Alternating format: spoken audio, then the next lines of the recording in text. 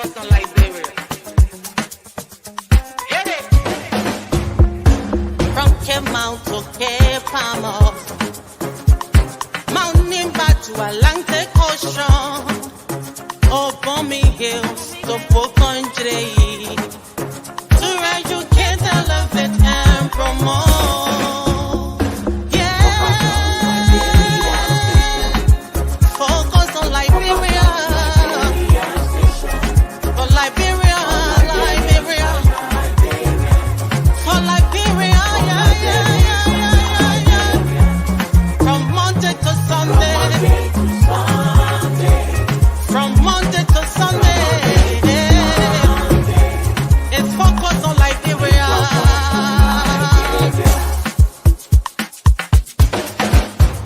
Talk about home affairs. Hey. In diaspora. Foreign affairs. Reliable information. History. Talking about culture. Politics. Education. Entertainment. Business. Sports. Advertisement. Articulation. Focus on Liberia. Focus on Liberia. Focus on Liberia. From Monday to Sunday. Focus on. Hello, ladies and gentlemen, and welcome to yet another edition of Tough Talking Thursday on Focus on Liberia. My name is Dennis Jar, and we are broadcasting from Atlanta, Georgia. In tonight's edition of Tough Talking Thursday, we're going to be talking tough about the ongoing impasse in the House of Representatives. What's going on there? Also, the Senate cited Public Works Minister Lafayette Giddens on the state of the bad roads in Liberia. Last but not the least, President Sirleaf delivered a birthday message, and she has something there for everybody. We're going to be talking tough on all these and more. Please share the show and join us. Let me welcome, when we talk governance, we have someone we always like to listen to, and that's our governance consultant. He's also the executive director of the newly created GJI, Mr. Adman Sirleaf. Welcome, sir. Thank you, Dennis. It's always a pleasure. Let's do it. Thank you. Let me welcome the one who had the privilege of working with three past presidents. Dr. Abdullah Dukle is also a journalist and author and also a teacher and diplomat. Welcome, sir. Thank you, Dennis, and I'm here to listen to my colleagues and learn a few things. Thank you. Let me also welcome the another teacher, Dr. George Williams. He's a social and governance commentator. Welcome, sir. Thank you, Dennis, for the invite. Thank you. From the nation's capital, Jimmy Eastbourne is a host right here on Focus on Liberia. Welcome, Jimmy. You are close to politics because you are in the nation's capital in Washington, D.C. Oh, yes. And it's going to be quite a turn in the coming days, but I'm glad to be here. Let me welcome, last but not the least, Mr. William Gibson. Mr. Gibson is also a panelist on Tough Talking Thursday. And don't forget, he's also a tech guru. Welcome, Gibson. Thank you, Mr. Jai. Glad to be here. Hello, everybody. Hello. Let me welcome all our viewers from across the globe. When it's Thursday, it's time to talk tough. Let's talk tough on starting with what's going on in the House of Representatives. It started with a little over 40 members of the House of Representatives calling itself the majority bloc, saying they don't want the current speaker, and they have been going back and forth. Instead of meeting in the chambers, they are meeting in the joint chambers. So 43 of them are meeting there, and they want Funati Kofa out. He complained to the Supreme Court. The Supreme Court said, stop whatever you are doing. We're going to look into this. The so-called majority bloc say, don't even try it. They have managed to convince Thomas Fowler, the deputy speaker, to join them, and today he presided.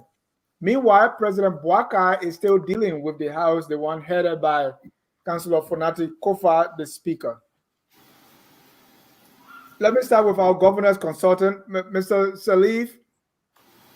Give me a picture of really what is going on. I'm confused because it seems like is it CDC doing it? Who's doing it? But what does this say about? First, tell me, in your view, what's happening here? What is driving these things that are happening, and what are some of the forces in place here?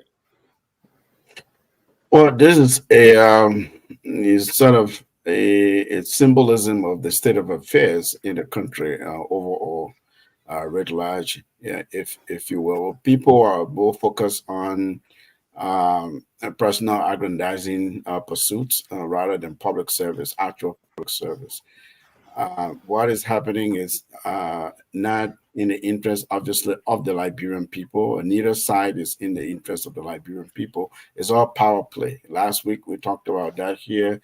The fanatic group, obviously, he's the speaker, and they've piled up these allegations against him, trying to remove him. The other side doesn't have what it takes to remove him, but they have quorum, and the speaker proper doesn't have quorum. This is a political question. This is not a legal question necessarily. The judiciary, the legislature is a quasi-judicial body. They make law, interestingly, but they are a political body. And to survive in this kind of context, you really have to be able to have the numbers. You have to be able to employ negotiation, political tactics, and persuasion to get people on your side. But what's happening, to come back to that larger question, really is sorry's state of affairs in the country. These are our political leaders. This is the first branch of government. And unfortunately, a lot of people go in there, again, not for the sake of true public service or their constituents or their constituencies. They're there because politics is the most attractive profession in Liberia, the most lucrative profession in Liberia, because that's where people pay themselves, and they pay themselves quite well. So people are positioning for 2029 to see how the politics will look like. The current speaker, I think part of his misfortune comes from this perception that he's becoming too influential. He's positioning himself too strategically. He's talking reforms. These reform ideas, whether genuine reforms or not, these are things that are threatening to other people, have the potential to expose a lot of people who have gotten wealthy through ill-gotten wealth from the public treasury. And so there are a lot of different factors, but bottom line, power play, politics, self-interest. Thank you, Jimmy. Mr. Sirleaf talked about politics and more of politics. We have the House rules. First, let's start with a simple majority. The speaker does not have the quorum to even meet. Right now, those who have the quorum, I don't want to say they don't have the authority, but they have moved out and they are having their meetings separately. They are going somewhere else. Right now, they are relying on the House Rules number 8 to say if the speaker is not there, the deputy speaker presides. Right. So Thomas Fowler, Deputy Speaker Thomas Fowler, moved in there to preside. Does this sound logical, or is it something that that should be happening? Is it because is it rules that they are depending on, or they just want to do whatever it takes to get this guy out? Quasi rules. If my friend Wonder was here, he would say it's a political move. It's not legal, but it's all political, and that is because they are going by rules that are not justified by legal in terminology. They accused him of using his office as a front for many organizations and all of that, but there's been no investigation into that.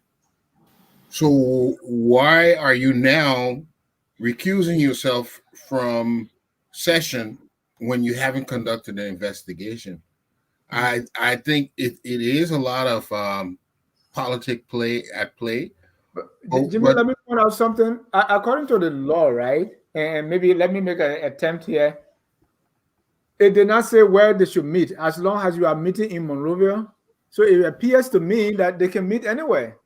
And their meeting does not require the presence of, or maybe it does, of a speaker. So they are meeting anywhere. And if the speaker is not there, the deputy speaker is not there, there's someone called the speaker pro tem. Mhm. Yeah, but I'm going by the fact, why are they, the speaker is available, it's not like he's absent. Why are they meeting? What gives them the justification to meet elsewhere? Majority. On what basis? So in other words, we are going to be on the whims of whenever they want to do a change, they do it, they shut the government down, they sit down somewhere. This is what I said, it has to be guided by certain principles. We need principles, not simply politics. And it's unfortunate for us because this is the kind of, this reflects the kind of people we have in there and why the country has been stifled to move forward, because they're not operating on principles. When you operate on rules and guidance that clearly will put Liberia first, when you operate on this, then the country will move forward. But when you're just operating on your own caprices, if you don't feel like being this man should be there, and without giving him his day to defend himself, and you simply recuse yourself, I think this is making mockery of a democracy. Mr. Gibson, what do you say? What does this tell you? I mean, this is a prime example of just another way how the legislature is self-serving. You have people within the legislature who are focused on how they can benefit, whether it's through a brown paper envelope, to receive dollars to sway in the middle of the night in whatever direction that benefits them and them alone. It's a sad case of just democracy not being able to prevail because you have people who are in the way of it. And this is hopefully it'll be resolved soon, but people are not willing to come to the negotiation table. It just shows that everyone's trying to do it for their own gain, and it's a sad case to witness. Dr. Dukla, you've seen this before, and it's a the Liberian people did not elect speaker. We elect representatives. So being a speaker is a privilege. Your colleagues come together and say, hey, do this. So anytime they feel that they don't want you, even because you weren't proposed to, they can do that. Yeah. But tell me, you have watched this before, so you got a better understanding. No, but we watch it even here. We live in the U.S. We have seen this with the Republicans. You know, you remove a speaker because you don't like him anymore or her. I mean, that's simple as that. He said, you know, Jimmy say it shouldn't be politics, but it's that. It's simply politics. It's nothing else. It's politics at the core, and it's, you know, the institution is fragmented, and a group went together. I mean, to me, I think, you know, this is concluded. It's concluded because it's not a legal issue. You can't, you know, solve political problems with legal issues. It's just not, Supreme Court can do nothing. They can say, hey, you know, you have to be at work. No. So this case is gone. I think Fonati just need to count his losses and move on, because when you have 43 against you in the House and you are only 73, you can't get quorum to work, then you become the impediment to the work of the House. But what about the bribery? No. I mean, no. You can hide behind the law, but you have 73 people to work with, and you are not capable of maintaining 42 of them under your ranks. Hold on, Jimmy. Yeah, I would like to hear his question. Yeah, what about the bribery? The bribery is what makes this. But that's a separate issue, though. That's a separate issue, and then bribery is always in the House. We hear about it from, you know. In fact, Snow said that he was, you know, they kick him out by paying $5,000 to each of the members, And then Tyler, it was $10,000. Now with inflation, it went to $25,000. But what about the money? And a few months ago, when Fonati was elected, everybody was talking about money. They were talking about 45,000. They were 25,000 here and there. Money came out. So the house is a piggy bank for a lot of people, and they go there to make money, to be big. And this is a house fight. But the bigger political question that Ahmed raised is very important, that everybody's playing for 2029. And I don't think CDC, as I know it, with its cultist culture, will not allow anybody to shine as long as George Weah has ambitions. If Weah said tomorrow, I'm now running 2029, everybody's happy to do what you do, you will see another kind of battle. But for now, because Fala cannot do this on his own, Fala cannot get up and say, I'm going to go against a CDC speaker while being in CDC. No way, he can do it. George Weah has to be part of it. And I say it. I mean, that's why he's not in the country. That's why he's not talking about it. Dr. Williams, just beginning from where Dr. Dukley stopped, this is the first time I've seen, a party, members of the party removing their own speaker. In America, where we are, is like all Republican one side, all Democrat one side. Why do we have a situation where you have, I think, 10 or 11 legislators trying to remove their own party member? You've heard the statement that revolution eats its own babies, right? But I like to look at what's going on at the legislature from the viewpoint of progress. Why this may be a dampener in legislative life and the implication it has for national administration. I see progress. And what do I mean by that? What is happening is a representation of the historical decay that has taken place in the legislature for at least 3 decades. Yeah? You wonder, when we go back to the years of the Richard Henrys, and even into post 1985 with the Samuel D. Hale and those folks, we didn't hear too many ripples about people being moved. But you see, every one of those speakers who've come in post 2006 came in bribing their way into office and being bribed out of office. Snow did the same thing. Snow bought cars for just about every new entrance into the legislature. And when Ellen got ready, she bribed him out. She brought Tyler in.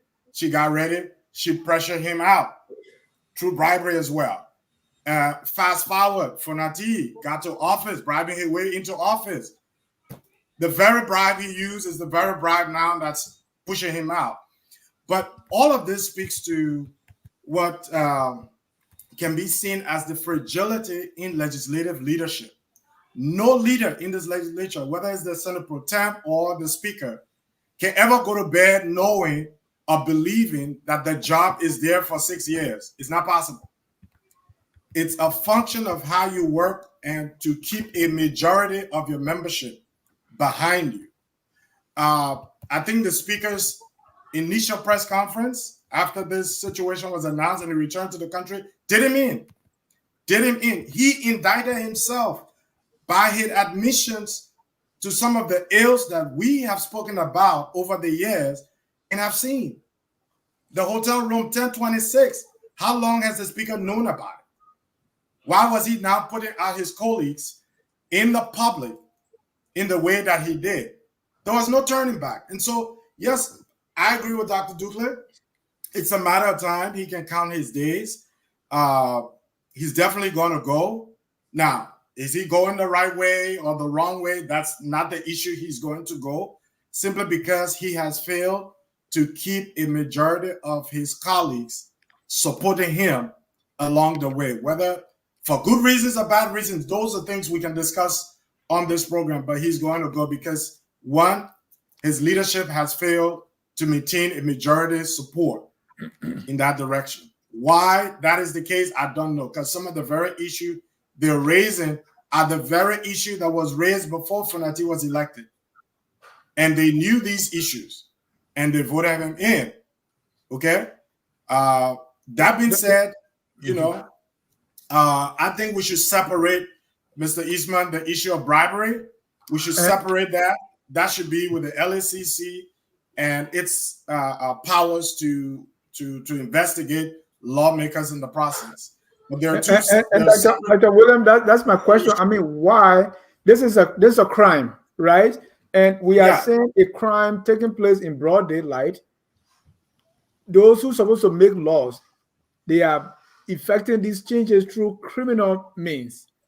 How do we separate? Even in schools, when the children go to take the national exam, they have something called flexibility fees that they pay, so that the proctors will allow the students to cheat. So bribery is everywhere. And now when it comes to the people that are making laws, and we say let's keep it separate, so that they can do this thing through a criminal, remove your speaker through criminal means. But Dennis, you're not getting the point. William, but the point is simple. Okay. The point is simple. I can do that 1 minute. The point is simple. We have what do you call evidence. Well, we don't have the evidence yet. It has to be investigated. But there's a likelihood that bribery did take place, and that's clear.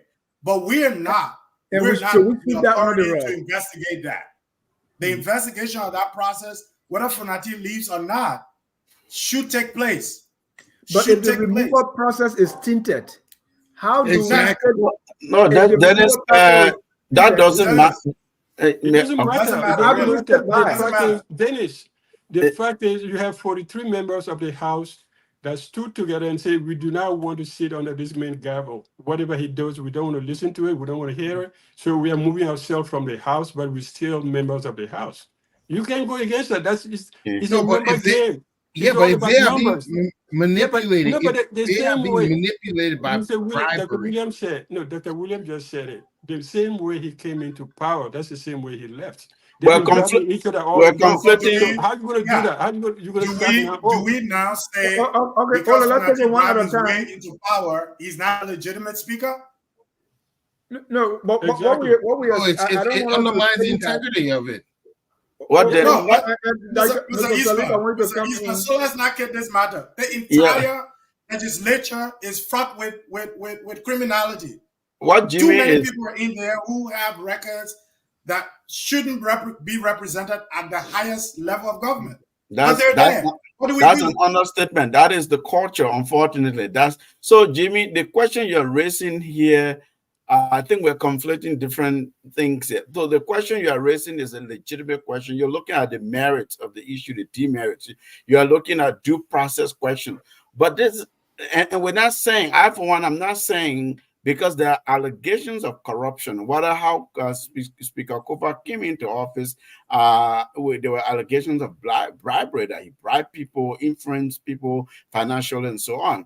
And this other situation as well, allegations of bribery. We're not saying ignore those. You can't investigate or prosecute people.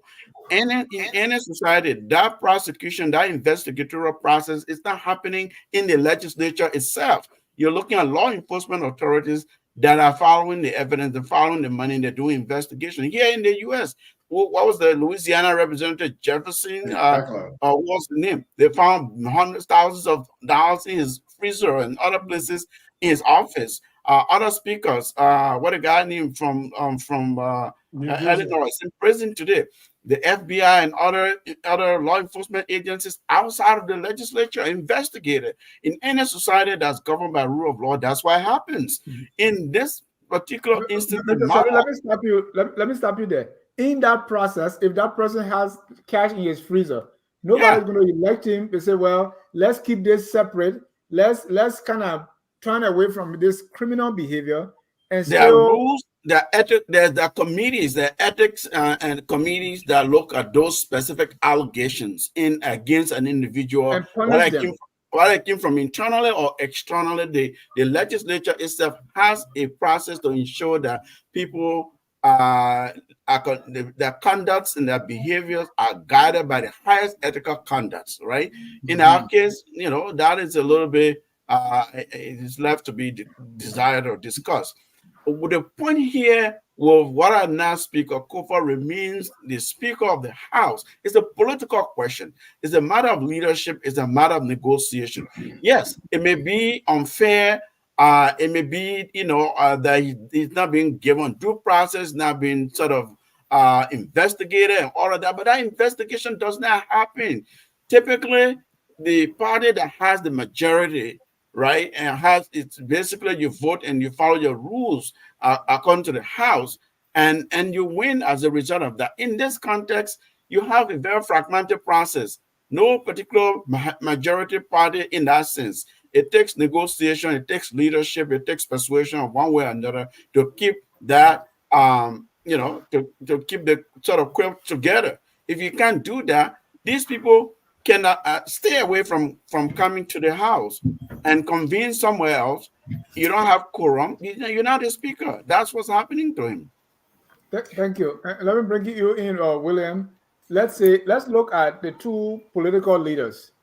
President Bouaka heading the Unity Party and also the president, and former President Weah, the CDC. We are not hearing from former President Weah directly to kind of intervene, at least hold a meeting. In fact, he was not even in the country, right? On the other side, we saw President Bouaka still dealing with Speaker Kofa. You're talking about the 2025 budget. He said, I asked for your understanding as we complete the necessary process. He sent this message to Speaker Kofa. So President Bouaka is still dealing with Speaker Kofa. The International Monetary Fund communicated. But Dennis, this case, you're talking the wrong tangent here, because they have to deal with him because he's still officially the speaker. He's still.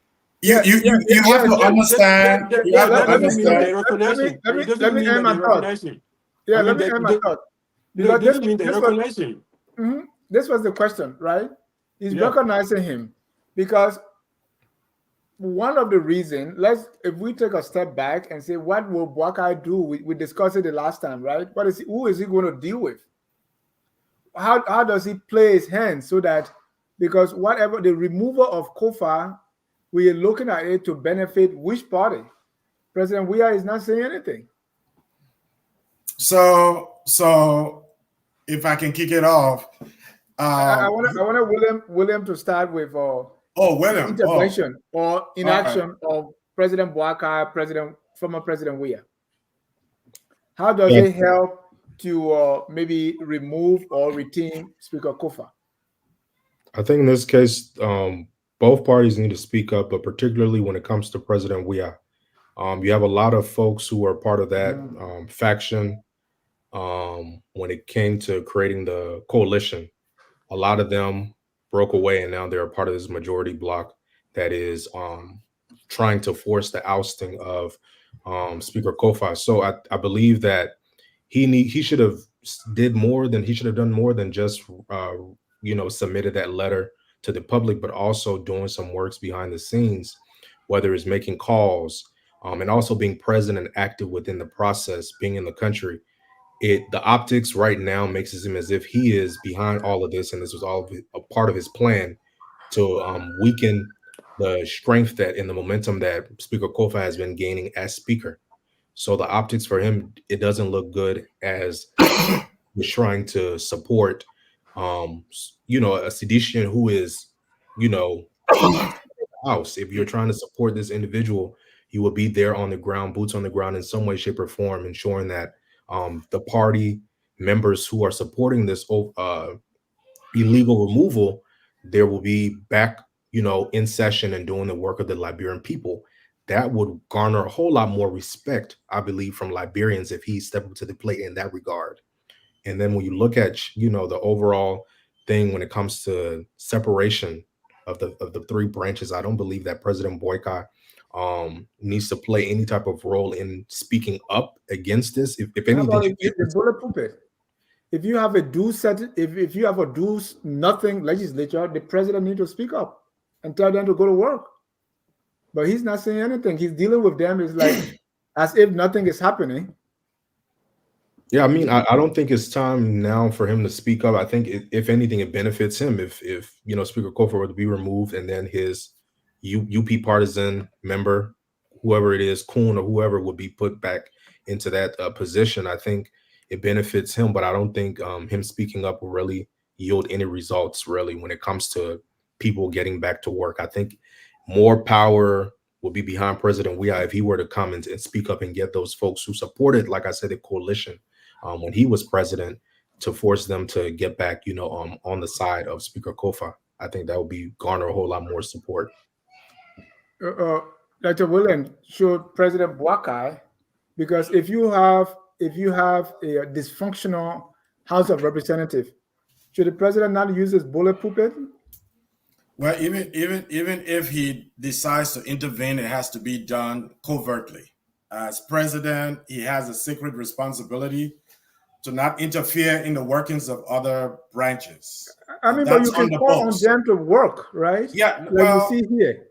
One of the ways he's done that is to send them a letter, address the leader of the legislature and the House that's responsible for the budget, to say the budget is coming. We're hoping that it can be expedited as quickly as possible. In essence, he's saying, one, I recognize you as head of the House and the legislature.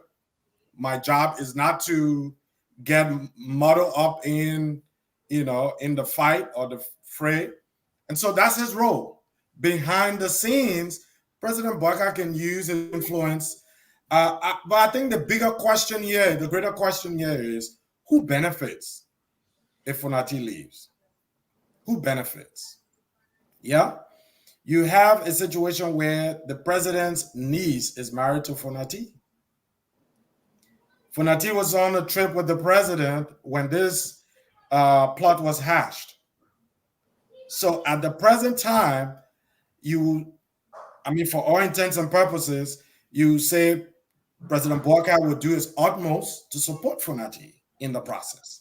Because in all honesty, Fonati knows that his affiliation or marriage to CDC is going slippery. And if no other situation has shown it, this situation has shown it. And so he's better off being protected by the president, however quietly that's being done. He's better off being protected by the presidency. On the other hand, CDC, with her majority, stands to gain. But who becomes the next speaker takes the question to another level. I don't think it's Thomas Fala. I do not think it's Thomas Fala. I don't think Thomas Fala has the wherewithal to sway the group the way there are members of the legislature who are so quiet. I'm afraid, why are they so quiet? Some members of the House who are influential, are sitting there and they've been very quiet. They've not shown where they are. And that's where I think our social investigative microphones should begin to investigate. Why are they quiet? Where are they? And what is the grander scheme happening here? At the end of the day, it may be a CDC to CDC's benefit. Too many things have happened in the last 3-4 months that point to what's happening now and why CDC will benefit, but the true beneficiary in the House will not be a Thomas Fala. Yeah. Dr. Bigler, do you see anyone, because right now there's dysfunction in the House. They are not working. President Boakai is acting like, there's not chaos in the House. Do you see anyone benefiting, any political party, any group at the end? I just think the whole thing is a loss for everybody. What do you think?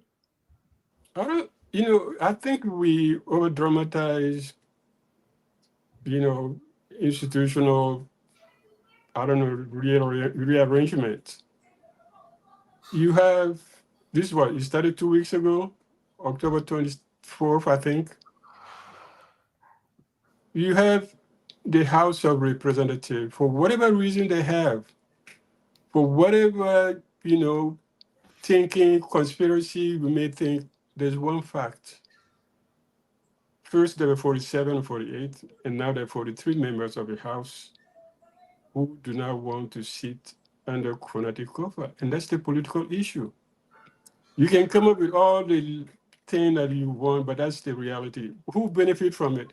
I mean, uh, Mr. Gibson said, Buakai probably will prefer to have Fonati because he's, who said that marriage or something? No. If you're president, you want your party to control the House. It doesn't matter if your brother is part of the opposition and he's in the House. Politics. Yeah, it's the politics. You don't because you want to have that speaker to dinner, to breakfast, to say this is my agenda. We're working on this. I want you to pass this. How much money do you need, or who do you want me to call? That's what you want. You don't want somebody from the opposition, even if that's your brother or your cousin. As long as that person belongs to another party, there's always this. Are we sure? So I think Barker definitely will benefit from whatever happens. If Fonati comes back, he will come back weakened because he will have this sword, hanging over his head that we can remove you anytime. Next time we'll do.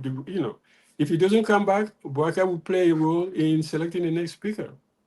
So, to his I think he'll benefit from it. But also, I think some people, that's the rumor that people circulate, but there's some people around where do not want Konati Kofa to be in that position. He came to CDC just 6 years ago after he got elected. We became president. He just followed the bandwagon, and from day one he catapulted to the top, highest echelon of the party. So these things you got to take them into consideration.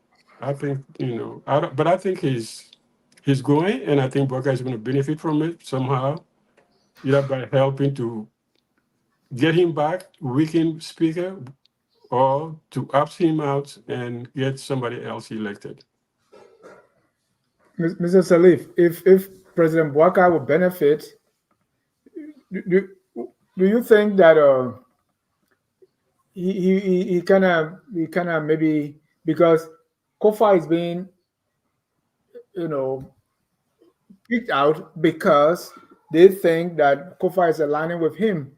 Do you think President Bouakai is playing for Nati here?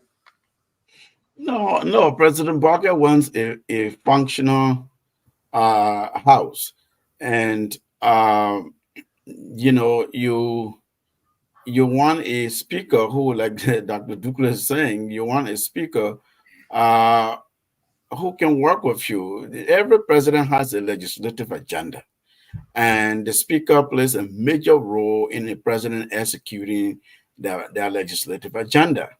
All right. So you want somebody you can work with. You don't want somebody who is weakened, who has less political authority in the house itself. It's President Barker is playing his hand wisely. I think no president should be seen publicly to be the one interfering in a legislative dispute and trying to pick a speaker or compel another group over the other.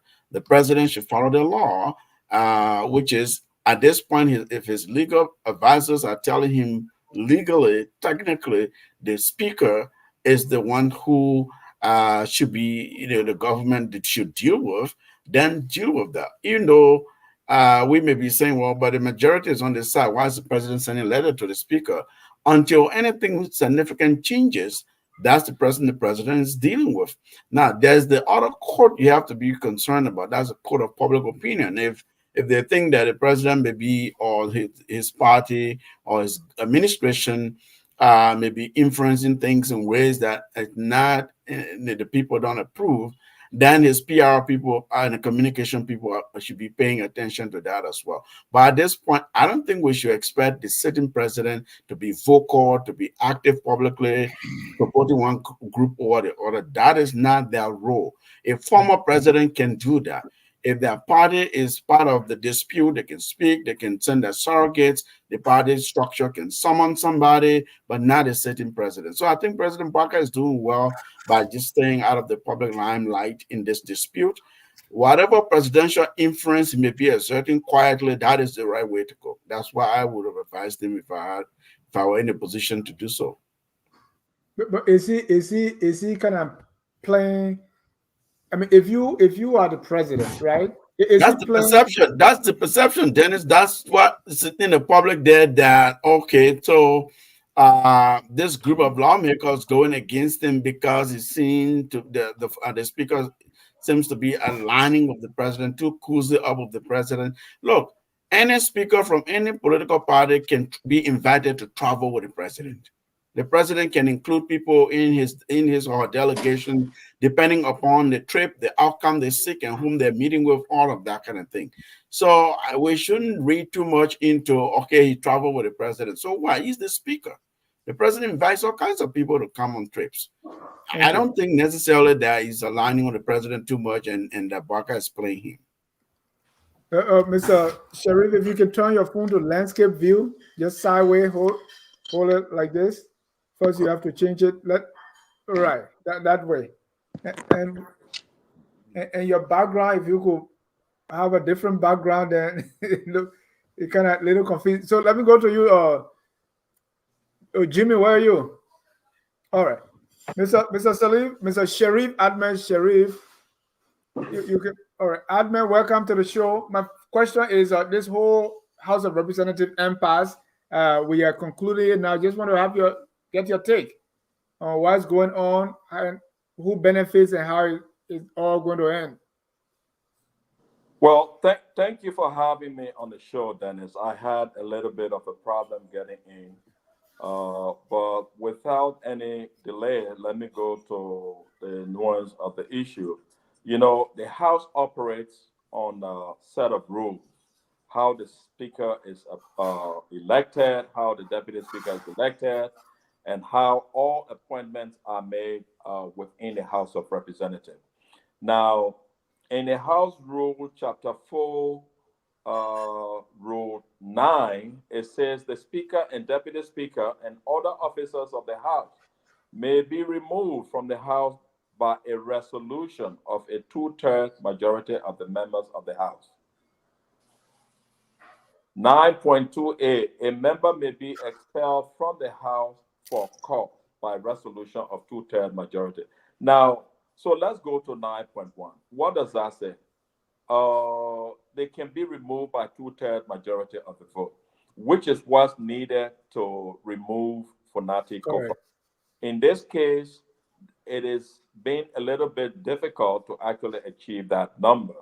However, as far as the politics is concerned, who is behind it, I mean, at this point, it's really hard. Mr. Sharif, we don't have that 2/3. Let's just make it clear. The 2/3 doesn't exist. The what? The 2/3 that's supposed to remove the No, speaker is not there. They don't have the 2/3. The 2/3 is not there. It's not they don't have that. So what do you do at this point, or who is behind it?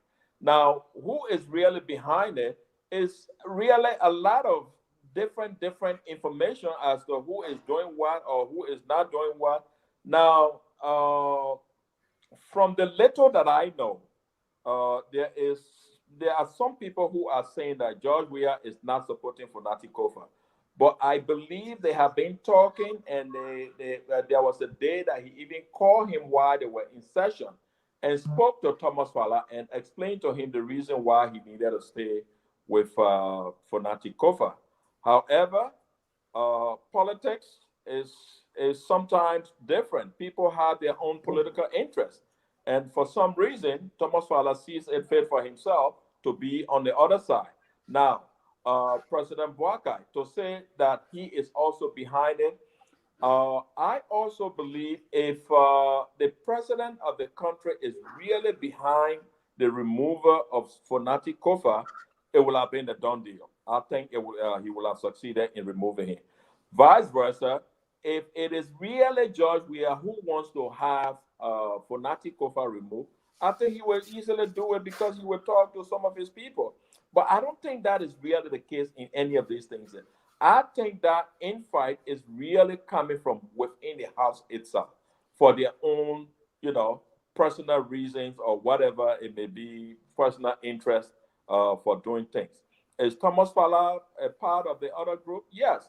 he has proven that he is. In the beginning, he was, and later on, he said, "Hey, I am with the rest of the guys here."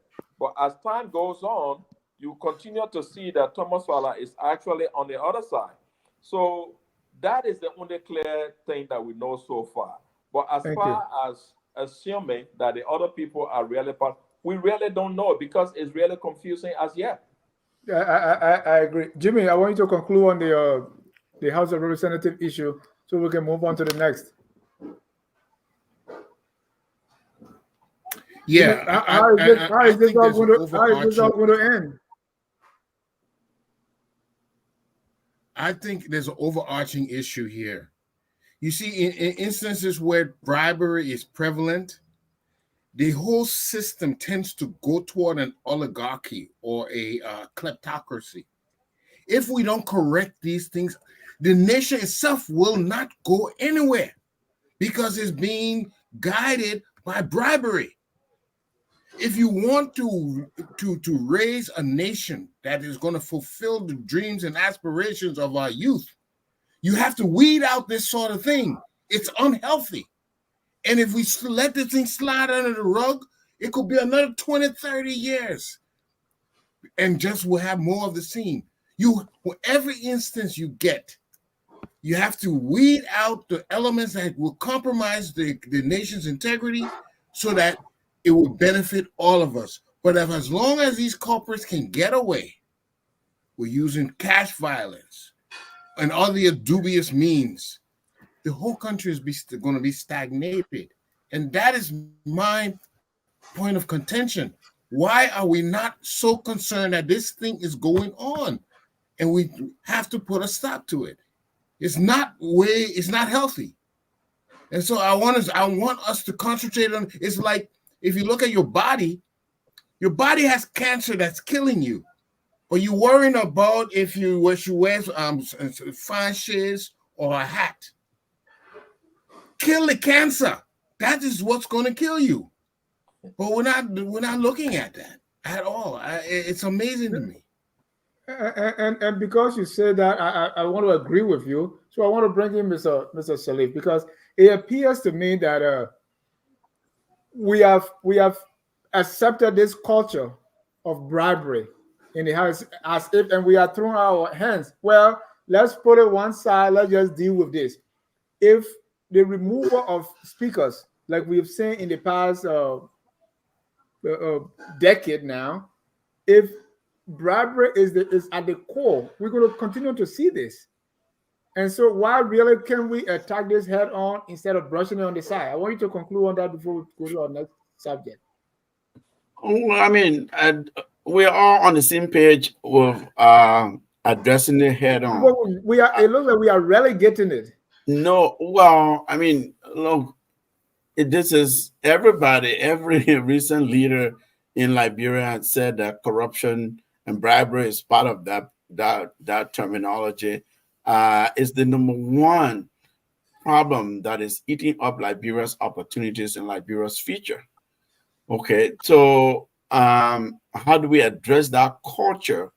It's a big question. It's what as the people we really have to ask ourselves, because it's not just in the legislature, though that is really the epicenter of like, you know, brazen corruption and these kinds of plundering of state resources in the open. That's why they're resisting reform. They're resisting a process that they can be audited, that, you know, people can know how much money is going in, and there can be transparency on expenditure and other ways of holding people accountable. That's what some of these people are fighting very hard to ensure that it doesn't happen. So for institutional change, for transformation to happen, you really systematically have to begin building what I call inclusive institutions, you know, like, all right, create framework, put in system that it can catch anybody. People will be aware of, people will be concerned that if I do this, these are the consequences. That's kind of how you begin to address the culture. When people go to prison, when property that are deemed to be and investigated and found to be have gotten ill-gotten they're confiscated and turned properly over to public use. And then people know that, listen, this is not worth it. I'm not going to engage in it. Until then, we can just talk about it. These people will continue to behave this way. Thank you. Can you And add talk- something though? Just 1 second. Sure. We have no proof that money was given. Somebody made a claim that somebody gave him money. Right. I But- mean, you're Yeah, right. I That's think, what you know, I've been yeah, saying. yeah, These we- are we- allegations, but we're just saying Yeah, the it's an prevalence. allegation. No, I'm not. Yeah. Yeah, I'm talking in general. People say, "Oh, yeah, there was corruption." I say, "Yeah." Do you have any proof that it was not a setup? Hey, it's politics. Yeah, it's politics. Yeah. So it could have been true. Thank you. Dr. Dukley, you know, he knows a thing or two of brown envelope going to the house. So listen to him when he talks. Yeah, inducting Dr. No, Dupree. I Yeah. never dealt with the house. I never. I was never there. I never did. Let's go to the public works minister, right? And it almost, maybe there's a link, right? There's bribery or corruption, a culture of bribery in the legislature. So we could say, well, the president got nothing to do with it, right? But there's also talk of corruption in the president's cabinet. And so far, we are seeing no action from the president. So sometimes people are apt to believe that it's like, don't talk about my own, I won't talk about yours. But anyway, let me come to Lafayette Giddens, the public works minister. For the second time, he's before the Senate. And the reason they called him before the Senate, he was invited to address, among other things, the deteriorating roads to Riverview County, particularly the Tiempo Yonken Road, which include a damaged bridge connecting several towns. Okay, so the call, they say the roads are bad. This is the second time. The first time he was called about the so-called 22 million he put in the mud. That's how they call it. And he apologized. Today, after he was called again, he apologized because they accused him. They say, hey, all the things you say you're going to do, we don't even see timeline. He said, you'll give me some chance. They said the Norfolk County road, particularly Salaye to Manikomna Road, are deplorable because the contractors, they left and the roads almost a year ago. They have not gotten their money. So there are a lot of things going on, and he has apologized once again.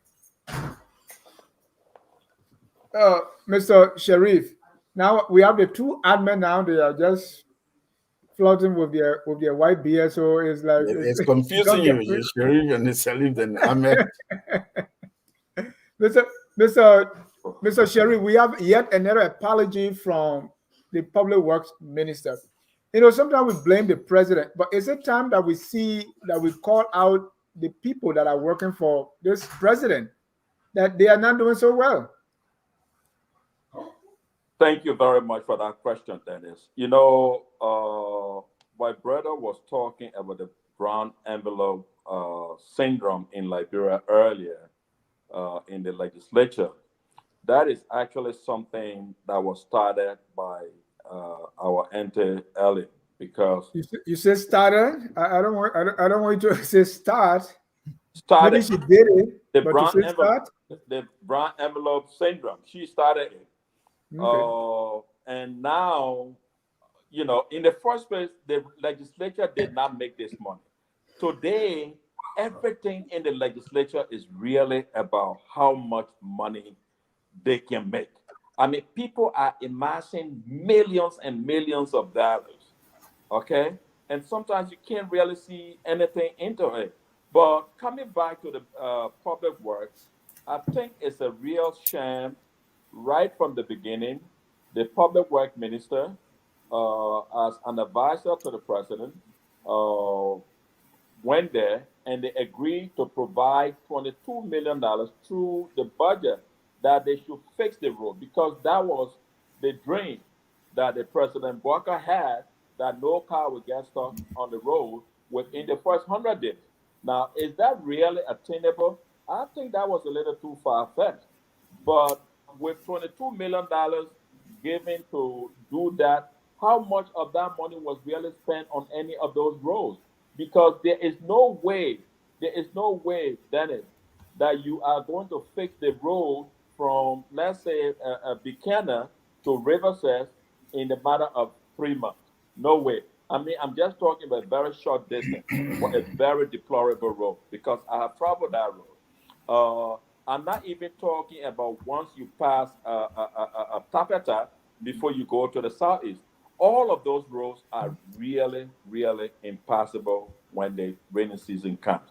So when this amount of money was allotted for the Ministry of Public Works, people were very hopeful.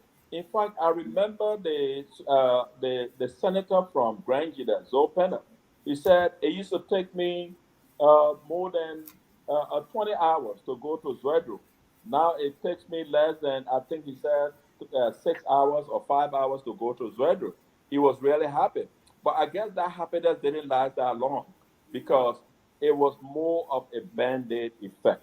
Now, having said that, I think it's about time that the president really begins to do something about some of these people who are really not helping him because clearly a lot of people are really doing their own thing to just, you know, satisfy their own pocket in many of these things. I mean, I'm not trying to launch any allegation against anybody, but with the way things are going, it really doesn't look good. $22 million, and the cars cannot even go to short distances. No.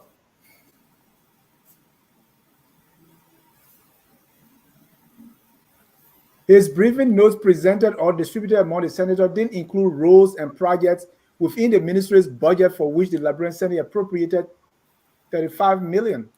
He said he's sorry, Dr. William, that sorry will eat. Well, again, yeah, I think we're at the point now where being an apologist for the government is even more embarrassing than the government's inability to do for itself what needs to be done. After 10 months, it's perplexing to see that the government clearly has no framework upon which transparency and accountability can prevail. You know, so far we're still struggling. Government has no targets for these ministries, dishing out 22 million soon after elections are held, with the hope that within 3 months the rules will be good. That was, far-fetched, and we're seeing the after effects now. Dennis, what all of this speak to is that the government needs to slow down and begin to put checks and balances in place for every public institution in terms of their spending, in terms of their programming. We haven't seen anything like that. There has to be focus placed on how government ministries expend monies on projects or what have you, and how those monies are spent and the products thereafter. Very little is coming out of those ministries and agencies. With the kind of monies we hear going out is worrying. And we would think for a government that's propagated itself, propelled itself to power on the concept of change, not much has changed. Not much has changed. And it's unfortunate. We need to see some radical agendas come into the fore, and nothing is happening in government at this present time, and that's regrettable. Thank you, Mr. Gibson. It appears to me that the president really tied his own hands by making this, as the two colleagues said, far-fetched promise of no car stock in the mall, roll, and since then, it's like nothing has been. And then we have the issue of the yellow machines and all that. On the road front, it's like the president has not moved a needle, and yet public works minister keep apologizing, and I don't know what the president is going to do with him. What do you think is happening here at the public health of the public works ministry, and why is the president being kind of a little slow, if not lukewarm? I mean, it's a bit alarming, especially with what is a part of the arrest agenda, which is number one priority is roads. So I'm of the belief if that was a position that was taken early on, that roads were to be a priority, I probably would have looked at a true technocrat being in that role, someone who has experience working internationally, to come back looking for the best of the best to lead a ministry like the Ministry of Public Works. When we talk about standards and what's supposed to be in place, if he had a true minister of public works that understood the severity of saying something like no car will be stuck, in the mud in 100 days, somebody would have, that technocrat would have been able to say, Mr. President, you're in the wrong of saying such a statement because that's not something that's possible. A technocrat would have said we need to go ahead and lay out a game plan first before we even decide to spend any dollars. We need to create a program plan, program management, project management, figure out what is the ideation phase, what needs to be figured out, what's the scope that needs to be laid out, and then what is the implementation going to look like? What are the existing entities that we're using when it comes to constructing these roads?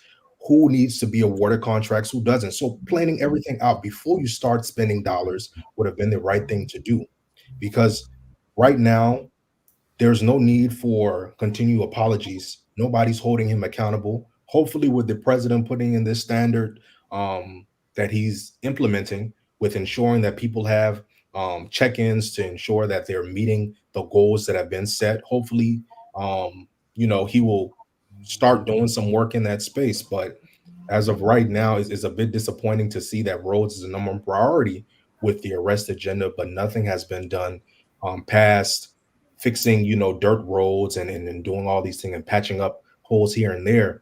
And I also want to mention that, when it comes to these roads that are in the hinterlands of Liberia, I think there needs to be more of a interest in that rather than trying to figure out how you can do overhead bridges and stuff like that within Monrovia. Monrovia is not Liberia alone.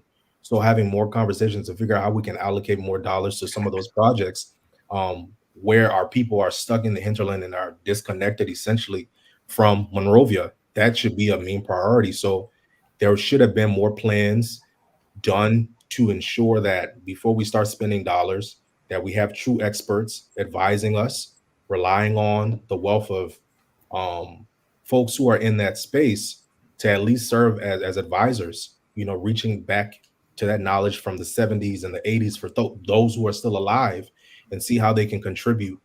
Because this public works minister, from my understanding, he worked with Judy Moore, but he doesn't have the expertise, I believe, to where he can truly come in and shake up anything and do anything innovative within that space, especially when there's infighting that's taking place as well with someone who is his deputy.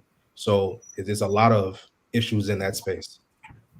Thank you. Dr. Ducle, the issue of the public works minister is just one example.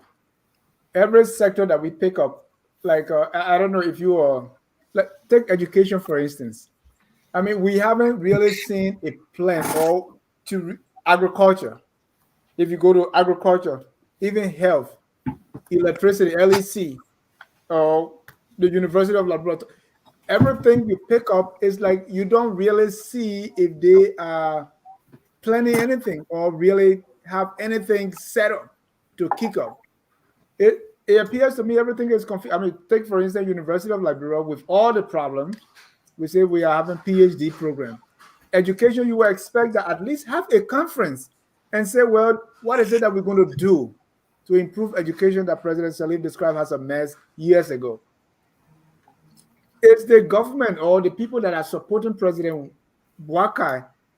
Are they the problem here? Are they really working? Do you see anything? You have more experience in these things, Dr. Ducle. What are they doing? To tell you the truth, I don't know what they're doing. I won't lie to you. I don't know what the in the world they're doing. Just pick one. You know what they're doing there? Yeah, but I always tell you about this thing, about projecting your campaign slogans into your governance process. They're two different things. Two different things. Yeah. Yeah, you campaign, you say some things and then say, okay, you know what? Right after you campaign, you win the elections, the time that Buckeye spent dilly-dallying, trying to form a government was a time to say, okay, you know what? These are realistic goals that we're going to set for the next 3 months, and then we're going to crush them and see how far we can go, and then we make that public and then move on. But to take a slogan like "No carbon," it would take another 100 years. No, but Dr. Dugla, we passed that, right? What is the plan now? What is he doing today? Yeah, but what is he doing? What is in the pipeline? Because I cannot answer that question. He suspended the refugee commission people today. That's something. There's confusion everywhere, Dr. Dugla, and we don't see. No. But you're trying to get me to say, "Oh, okay, he's doing this, he's doing that." I don't know in the world what the government is doing, except that sometimes when you don't hear noise, maybe some people are working. Maybe some people are working on things that we don't know. Jimmy is preparing. Yeah, I ready to come in there because I think the question should be, what are they not doing? Because that is what's more evident. And Dr. Williams hit it on the nail. When they call a ministry or place lucrative, that means plenty of money passes through there. Public Works is one of those places because they have to carry on multiple government projects.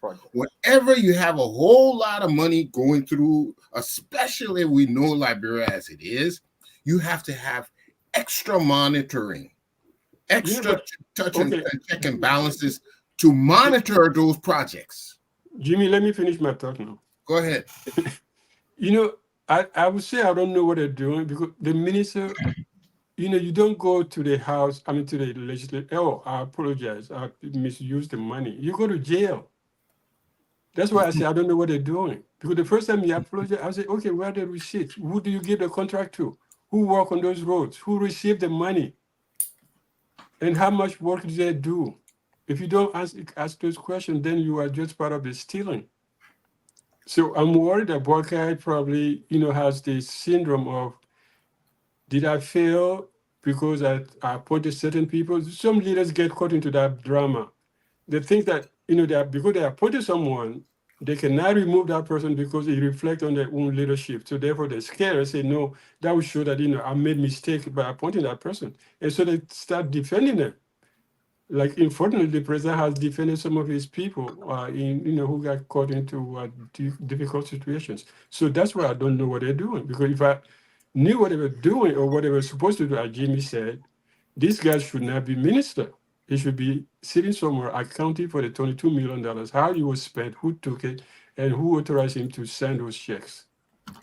And why would any minister expend $22 million and not be able to account for it? Yeah, like you give somebody a box of money. Say, hey, go. It makes no sense. Go fix but he's not an engineer in the first place. The guy does not know anything about engineering. He's not an architect. He doesn't know any of those things. He was part of this group that came to the ministry. So he doesn't know road work. That's not his job. And the minister is supposed to have an engineering degree. I think that's part of the TOR of the Minister of Public Works. But he doesn't. Yeah, but Dr. Dugla, if you go to agriculture, it's a PhD. If you go to education, another PhD. Jimmy, go ahead. Dennis, leave us PhDs alone, okay? Hey, Yeah. I got my PhD. Well, and you giving PhD now, then we're all in trouble. Yeah. One of the reasons I never try to pursue it, they say you will work your way out of a job in technology. If you get that kind of degree, they say go to the class. But let's go. What's going on? We have systems that are not working. There are a lot of loopholes. There are a lot of lost money. And whenever you have that situation, you have to address that first. How are we going to now? I'm going to give you $22 million, but every penny, there's going to be a separate team checking how you spent every penny of that money for the roads. And there's going to be another representative go see on site the progress of those roads. Because sometimes, if you spend a lot of money, but the project is not at the level it should be when you look at the total cost of the project. So it requires, each ministry is going to be different. Each organization is going to be different, but you have to come up with specific techniques to improve these ministries. It's not by appointing one person. That's not going to do it, because it's systematic. So you have to address the whole system. Exactly. Or have the person who you sent there able and capable of addressing the system. But whatever will happen, there have to be some autonomy there, because they tend to be corrupted if they're all together. So if we want to do anything, and if this broad project is his pet peeve, he needs to have, we get him public works minister the money, but I have a separate team that monitors every penny you spend, and I have another team that goes and see how far those projects, because if the rains are there or whatever obstacles they're facing, you'll be updated, you'll know what's going on. And that is how it's just project management when it comes to that. And the minister being an engineer, if you're a good manager, you could do the job, because you're not required to do the designs. When you need an engineer, you need an engineer who has to design it, who has to maybe repair it. You need to know the system enough to fix it. But if it's only to carry out project, you just need a good project manager and somebody who's transparent and keeping tabs on everything.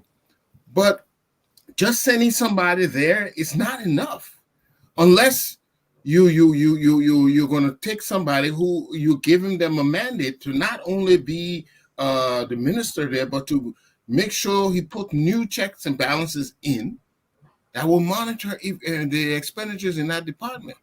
And you have to do that to any one of those organizations. Every one of those ministries need a special check and balance on it. Like I said, Dr.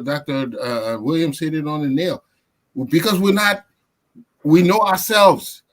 We know the money, the things are leaking. We know what happens to money. Then you would just leave it like that and expect the world, Liberia will change overnight? You have to put in the mechanism to make it change. We have to reconceptualize how governance takes place in Liberia. It can't be done the way it has been done. County officials in the legislature have more money than the county itself. Yeah. I'm from Grand Cru, and Abba Chief and Atikofa dominate the project scene. How come these individuals have more money than the county itself? They got more projects running than the county. And when you revert to them, they say, county development fund. Who controls the county development fund? The very same people. And so there's a lot to be done. The hope and pray is that President Boaka can set up an elite team to look at governance holistically, whether it's at the level of the county, level of the ministry, but to have monies just walk out of ministries, that leaders of those ministries can just sign and put money in their private accounts. It's mind-boggling that we've done it like this for years, and even though we cry out that how wrong it is, but yet we do nothing about it. And so the question to you that you put out, Dennis, what are they doing? They're doing nothing. They're doing nothing. And talking about doing nothing, admin, with all the do nothing people, it was only Amin Modar who got fired for buying a car that the president would say, okay, give it to me.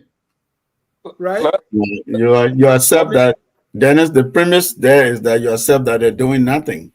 Look, someone. What I'm saying here is see the public works minister with the 22 million with the. I call him the apologist in chief now. But with all this going on, only Amin Modar got relief of his post. Well, listen, someone said to me recently that, everybody, all of us, most of us who appear on these talk shows, and there are a lot of talking heads pretending to be experts and talking about things that we don't understand sometimes. That may be true, that may not be true. There are a lot of people who actually know what they're talking about. And so I say that to mean sometimes when you're on the outside, you don't see the effort, you don't see what they're doing. And we as citizens, it's our right to question and to hold the government feet to the fire. So we're doing our job. However, I see that they have just instituted a performance measurement framework where these ministers and these officials will basically sign contracts with the executive mansion, performance contract with the executive mansion. The only question I was asking around that is we haven't seen the national development plan yet.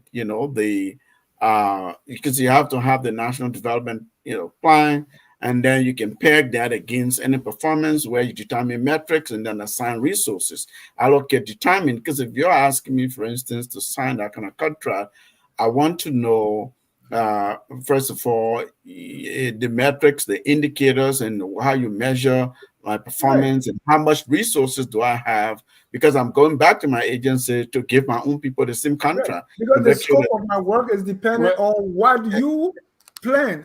Exactly. So the development plan is coming out on Boaka's birthday. It's coming soon. So when you talk to them, they say, look, we're doing all kinds of things that may not seem to be coming together, but the president is doing all kinds of things to stem out some of these thank you cabinet positions or jobs that were given to people who are either jittery in the position or don't know what they're doing or caught up in corruption. And we are the same ones who called to say, look, we ought to be a country that respects law, be a country of rule of law, and so give people due process. When you hear allegation, investigate. If people are found to have violated or committed crimes, prosecute them. And so sometimes it takes time to do all of that. But I wouldn't on blanket say they're doing nothing. We're impatient as citizens, given where we've come from the last 6 years and given where we've come from the last 20 plus years as a country that really was torn apart by conflict. We're in the 21st century. Other people are moving ahead. So we do not have patience, to wait and to see officials and engaging in waste or lack of performance, or the legislators and fighting them for their own interests, those kinds of things. It's not in the interest of the country really large. But I wouldn't just dismiss the whole government or system that we're not dismissing, but let's take them one at a time, right? Mr. Sirleaf, for example. Hold on, George. Let's look at agriculture, right? Right. Let's look at the roads, the 285 machines. Let's look at what the agriculture ministry is doing. Let's look at the time it's taking for us to get a DEA bus. Let's look at the time it's taking for us to get a president of the University of Liberia. I mean, how much patience should we exercise? What is anyone doing that you see? Because after almost a year, we must have an idea of where you are going. At least set your vision. A vision, say exactly. The gender ministry had how they call that their goals. Do we have even their strategic plans? Do we have anything that we can look and say, okay, this is where the president is? I mean, let's look at LPRC. I mean, yes, to a time. And then when you come in, you have an interim plan, and then you have the national development plan. That development plan, you draw agenda out of, you draw your sectoral strategy out of, and then you draw agency specific strategic plan out of, whether it's 3 years or 5 years strategic plans, however long that particular. So we are waiting for this development plan first. What I'm hearing is that a lot of these agencies have these interim plans that they're operating on, and they're really waiting for this larger national plan. What because plan do you think even development partners that I'm in touch with, a lot of them, they're waiting for that national development plan. Some of them are now putting their teams together to design their own cooperation strategies that will align with with Liberia's national development plan. So a lot is hanging on this plan that we're all waiting to see what it is and how it's going to impact all of it. Mr. Sirleaf, if I may. I'm skeptical of that plan. We never saw the 100 days deliverable. It was never complete. But go ahead, Dr. William. Listen, one of the things I'm convinced about personally is that the UP government had no projections they could have won. This winning was a surprise for the Unity Party government. How And so? so yeah, it was a surprise. They did not imagine they could. Yes, they went to second round. There was still skepticisms. So why were nothing was in why were place. they in the games, Dr. Williams? What you said? Well, and I say that clearly, we're discussing it now. They came into power with no game plan, none whatsoever. And going to a year after, we're still struggling to determine which direction the country is going. The period between winning elections and being inaugurated was ample time to put together a structure, even for a 3-year period, a basis for a national development plan. Nothing was done. Nothing, absolutely nothing. And so we're here riding on something called a rest that has no vision, no direction, no path. No path. On where it's Let's going. conclude on this so we can. Ahmed, Sharif, I want you to Yeah, come in, then we'll move on to our last topic. We're all thank you. struggling with this. Where is the government going? Where is the government going? Because clearly the government itself is struggling on where it's going. And The we can government see needs that clearly leadership. with the public works minister. But Ahmed, Sharif, please let's conclude on this. At every level. Thank you very much, Dennis. On the public work minister, Brother Dukley was talking earlier. You needed somebody with a PhD. I mean, somebody who is an engineer to lead public work. You don't. What you need is a very good manager. Correct. Lafayette Jennings in question. He was assistant minister at public works under President Sirleaf. During the President Weir administration, he also remained there in the deputy minister position. When this government came, he became the minister. He's been there.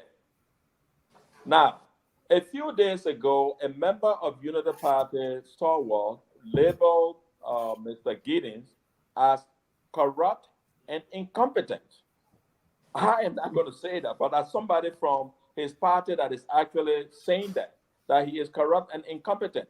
I mean, if you remember couple of weeks ago, when President Walker traveled to the States, he brought with him the deputy minister of public works. That minister went ahead and, gave a warning to the deputy minister for traveling with the president. To me, that was an affront to the presidency itself, because if the president decides who goes on a trip with him. Now, all of the other confusions that was created by him that this man did not, it is really not your place. This man works directly for the president of Liberia, not you. You are the boss of the ministry. But if you see that he is out there, then I think you should try to work with him to ensure that the better things that are supposed to be promoted in the ministry is really being discussed. But a lot of times we are afraid of what? Competent people.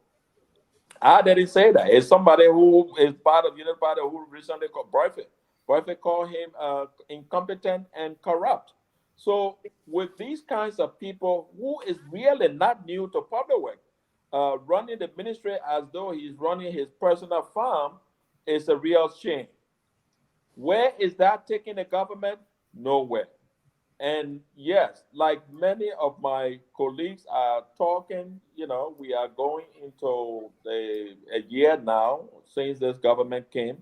A lot of things are really not in place because a lot of these people only came to satisfy themselves.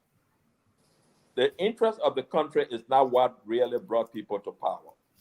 It's really rather their own interest. I like to go back to Adam Smith, who said it is not to the benevolence of the butcher, the baker, or the brewer that we expect our dinner. It is really to their own inherent self-interest. So it is this self-interest that is really driving a lot of people to go into government, just to be there and do whatever they want to do in their own self-interest. And Giddens is just an example of that. Now, if you look at what happened at LRRC also, it's a similar situation. Very shameful. People were repatriated from Ghana, brought them to Liberia, and just came and dumped them in Banga. And then you will say you are actually looking for money to give these people. You take their names down, but you gave them not even a red copper, like Brenda was saying. You didn't even give them a red copper. I mean, they just pocketed the whole thing. I mean, the whole thing was just a shame. Very, very shameful. How can you do this to your own people? Politics aside, you cannot do that. Thank you. Thank you. At this time, we're going to take a short break. While we take the short break, we're going to listen to former President Ellen Johnson Sirleaf deliver a birthday speech. And when we come back, we're going to discuss her speech in a little bit. Let's take a listen. It is about us. It is about the country. Liberia is at a crossroads. Liberia's story, historically, is one of cleavage, the failure to assimilate, of political chicanery, and there's still too much of it today. Yet, with resilience, we have overcome these setbacks. And the worst of hard times, we have prevailed. Moreover, we have survived 2 rigorous military rules, 2 decades of devastating wars, and a horrific disease, Ebola. But just think of the noteworthy parts of our history. The support we have provided for the liberation efforts of other African countries that has been fundamental to Africa's sovereignty. Women have played a crucial role. For example, Chief Swakoko, the strong woman chief who fought to bring the first major investment to Liberia, Firestone. We had the first African woman to head the United Nations General Assembly, Angie Brooks Randall, and I was elected democratically the first woman president on the African continent. As we embark on another regime of promised political change, the stakes are high. We must respond because the world is changing. Bilateral and multilateral relationships are repositioning. Demands for national self-reliance will be the requirement of our people. We are proud that Africa is seen as the continent of the future, and several African countries are responding to this call with reimagined structures and systems to achieve their potential goals. Several are moving rapidly to claim the future, but yet others, engulfed by recurring bad habits, are being left behind. Thank you. That's excerpt from President Sirleaf's speech. Let me point out that the former president misspoke in that when she talked about Swakoko and Firestone. Those who are the historian who provided that information to the president, the former president needs to be fired, because at the time the Harvard expedition that came before Firestone, Chief Swakoko was now very old. So the information that she worked to bring Firestone, she misspoke. And I want to see that history. I checked with the Liberia History Channel to make sure that information was a little error there. But let's come to the president's speech. I want us to conclude that the president said Liberia, our problem, the failure to assimilate and political chicanery. Liberia is at a crossroad. She talk about many things, right? Our strength, and she also addressed the question why she's speaking now. So I want to look at the president, and the president talk about what the legislature should be doing, what the executive should be doing, and what our judicial system should be doing. Jimmy, let me start with you. What's your take on the president's birthday speech? Okay, go ahead. I was listening to one person who wrote and said, "Oh, why should she shouldn't speak? Why should she even talk?" They blame her for a lot, but let's take apart her speech. The first thing she said, Liberia's situation is one of cleavage. That's a sharp division. So that is where she was going. That's why she said failure to assimilate. That those who came or those who migrated, they failed to assimilate to the African culture that they met there. So that was criticism from the jump. What I didn't hear her say and offer was a solution. She only pointed out we at the crossroads, the sky's about to fall and all of that. It wasn't going to fall when you were president for 12 years, but now it's all of a sudden we're at this crossroads. So we need solutions. We hear criticisms all the time. I didn't hear anything she offered as a solution that we could go ahead with, that our youth can embark and convene their resources to come together to build a great nation. There was nothing in that speech for me that will motivate a united, strong nation. This is what we need. We need to coalesce against certain principles that we all believe in as Liberians and hold those things dear above all else. And then we forge ahead.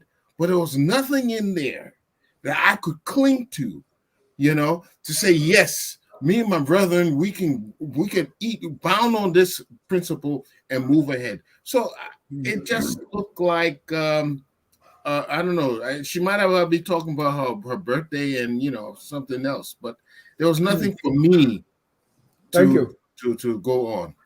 Let me go to Mr. Sirleaf. Mr. Sirleaf, at a time that we saw 6 years of President we are not talking to us. Now we've seen President Walker is not talking. That was a breath of fresh air. You don't think so? No, I don't think it was a breath of any fresh air. President Sirleaf has been out. I saw her in New York walking on the pavement at the UN General Assembly. Some, she's been traveling. She's been doing stuff. She hasn't retired yet, even at 86.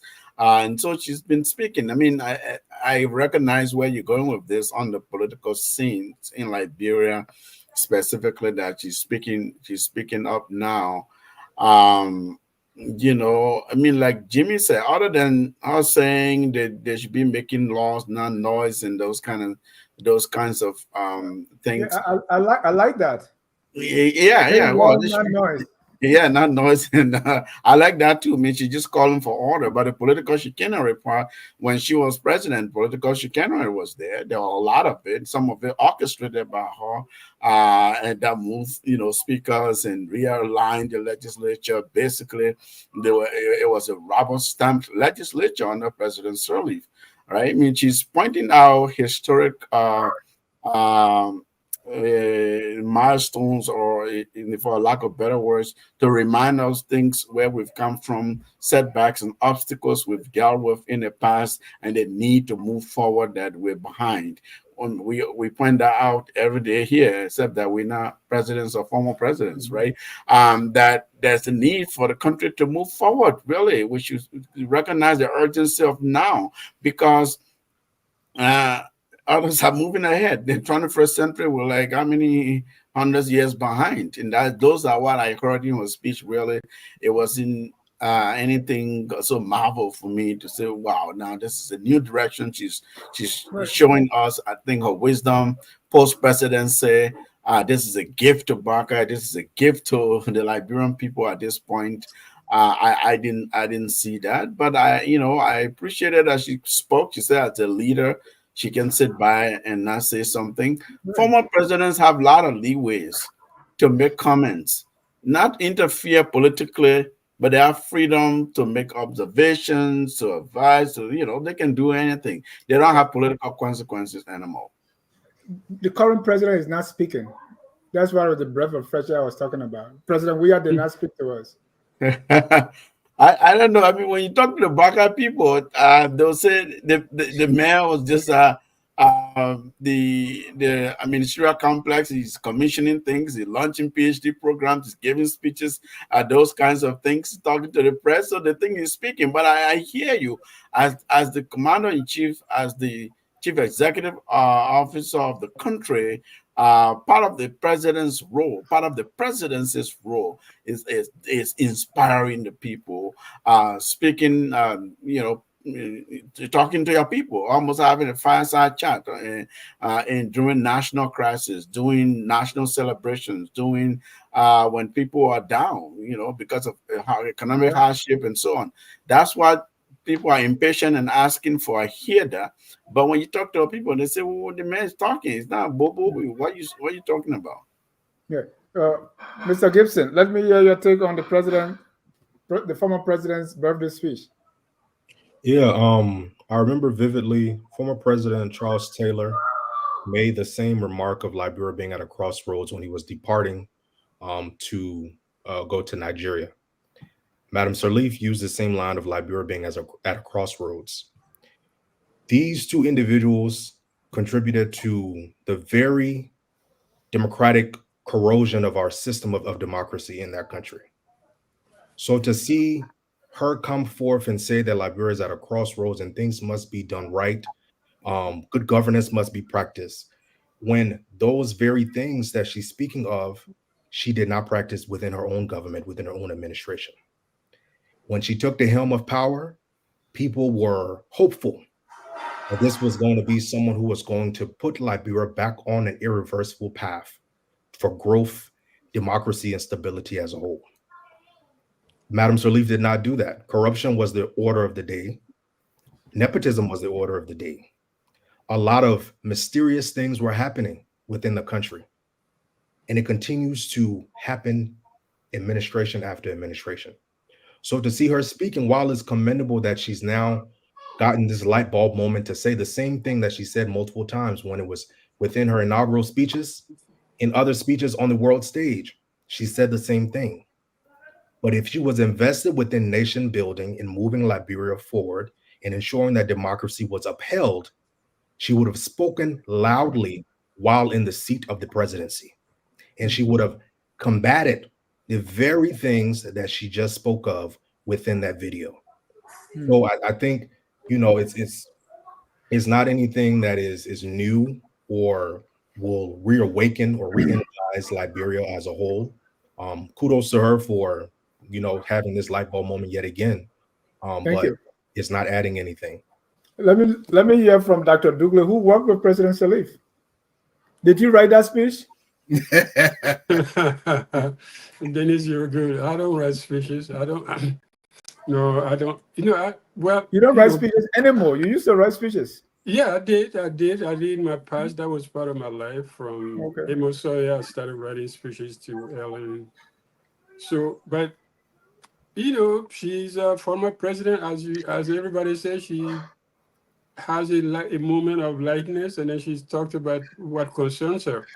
What she did or she didn't do in the governance process, those are things that you will debate at the time of turn now. She did what she could do. She's still alive, and she sees the country at a crossroad. We always say that, from Taylor time, even from Doe. Actually, Doe talked about being at a crossroad, that we're going back, forward or backward, and then da. So that has not changed. So therefore, she talks about it. Do we follow what she says, or do we look at her? Are we inspired? Is any inspiration from what she said? I think that's a question that all of you have tried to answer. There's no inspiration because it was the same thing that she always talked about, but that is not being followed by action. But the politicians are also a speaker. They speak, that give speeches, that talk about things that concern them. And somehow, somewhere, someplace, maybe somebody will pick up an idea and run with it. But Dr. Ducle, are we trying to shoot the messenger here and also say, hey, in order for you to speak, you should be a saint? I mean, we don't want noise. We want. I mean, how do you argue with what she said? Yeah, I can argue. Yeah, that's because she was not. Yeah, it's not difficult to say, oh, why you say that? Why, you were president, you didn't do it. No one can achieve 1 or 10% of the agenda, political agenda. It's not possible. You live in a democracy, you have, you buy, you sell, confidence, vote, and also whatever you want. But definitely, nobody can achieve all she wanted. She came to power. Liberians voted for her because they trusted her, and they renewed her mind. They renewed her thing, and she came back and did her 12 years. What else do you want? If you say corruption is vampire, yeah, people talk about this corruption thing. She said corruption was a vampire. People thought it was the corruption turning into a big cloud and then going to the people. No, a vampire is a friend that comes to you, make you fall in love with them, and then they suck your blood. People didn't get it. That's where she gave up. That corruption was so deep around herself that he had become a vampire. It was sucking her blood. And did she give up? Maybe she could have fired the whole government. Maybe she could have fired everybody she knew who was stealing money around her, people that she trusted, that she went into battle with, a political battle, and then they come back. They have power with this big vision, and they start stealing. Petty theft around her. Thank you. And that's when she said vampire. Thank you. And Ahmed, they talk about it today. We say, oh yeah, she started the envelope thing. No, the envelope thing started long ago.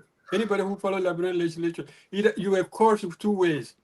Either you accept the envelope or you simply submit.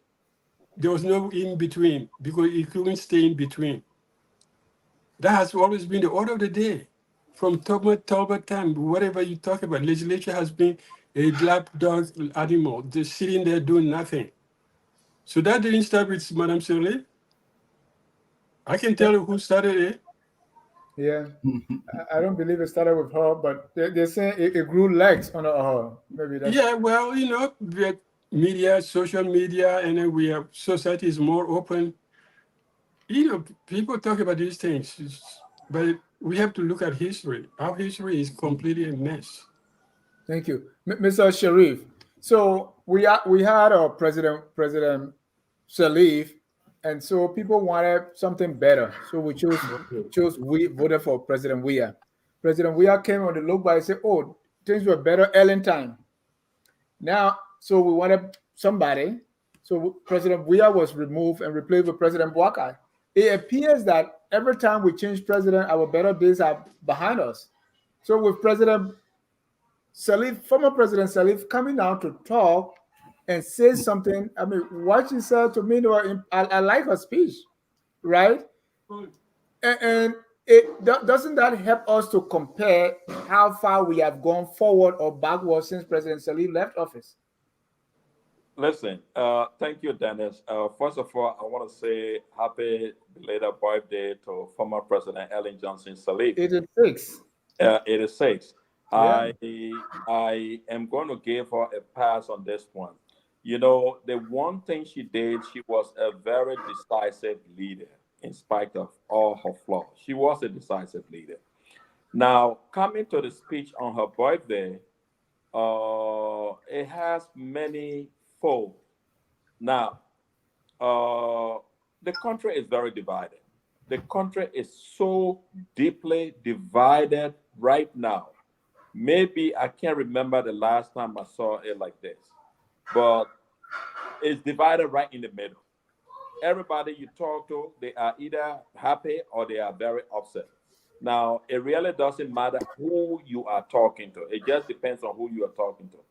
Now, what I will have, everything I think she said that, it wasn't bad, except where she made the pronouncement that Chief Swakoko was the one that brought Firestone. I think that was a mistake. Whoever gave her that information, maybe they need to go and check it back. But Liberia is at a crossroad. Let's make no mistakes. Because, like you said, Dennis, every time you think, I can do better, you will not see it until that person comes there. Like a government is a very simplistic picturesque of a complicated reality. Government is not easy to run.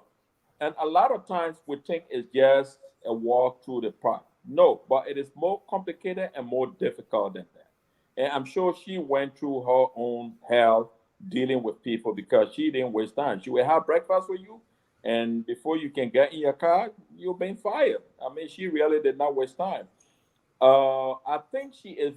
She was really talking about this speaker saga. Now, was she the best messenger to really come and talk about it? Well, maybe because nobody else is talking. So she decided to talk. So the legislatures are making a lot of noise. They are not making laws. That is true. But is she the right messenger? I would say no.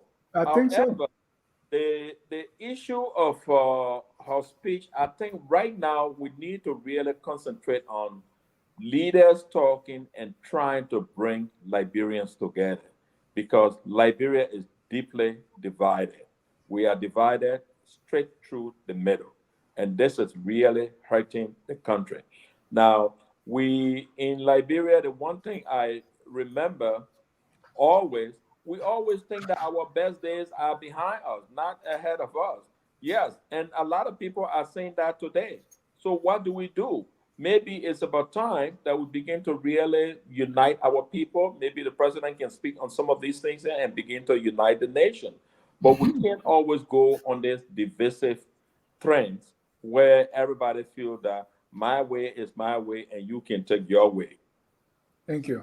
Thank you. Oh, somebody said President Sirleaf was a decisive leader. We Yeah. also see that President Sirleaf commanded respect among her cabinet and other people, even internationally. She was popular outside the country, right? Dr. William, we don't see much of that. I mean, President Bouaka is yet to raise a finger against one corrupt official. Even if President Bouaka decides to take the drug test, nobody follows him, right? So here we have a situation where one So leader President stands Sirleaf up, had to speak up, right? where one leader, regardless of what the situation is, I think what President Sirleaf did was a show of leadership. And what is leadership? Leadership is standing up when nobody else around you would. We all have our qualms about President Sirleaf and where we are at the present time could be attributed to some of the lapses that can be attributed to her leadership. But she, like Mr. Sirleaf just said, she's always shown leadership.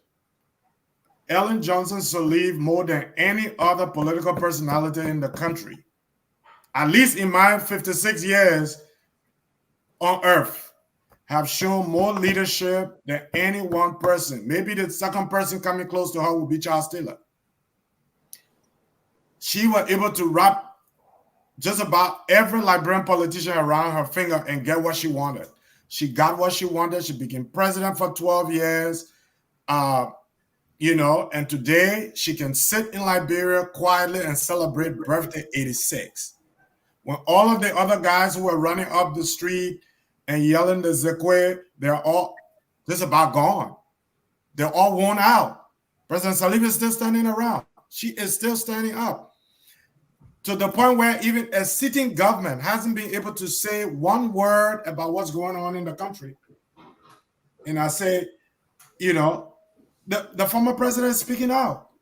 And she doesn't have to call any personality by name, but to provide guidance by her speech. And so I laud her for that. I think President Bouaka could have done a lot more than just writing the Senate.